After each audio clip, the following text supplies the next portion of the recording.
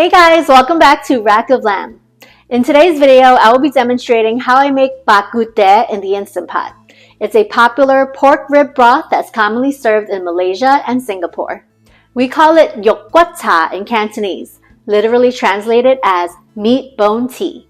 There are different variations of this soup. You can use pork ribs only, or add in some pork belly if you want that fat integrated into the soup.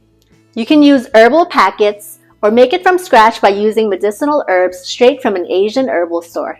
But given I'm here to provide you with quick and easy recipes, I'll be making a lighter and simpler version in the Instant Pot with pork ribs and Bak Kut Teh packets. But to enhance herbal flavors and its health benefits, I'll be adding some Wisconsin American ginseng from a Thai Pai, who was nice enough to send me some to try. So if you're interested in learning how I make this ginseng Bak Kut Teh soup, please keep watching. And if you enjoyed my video, don't forget to like, share, subscribe, and hit that notification bell.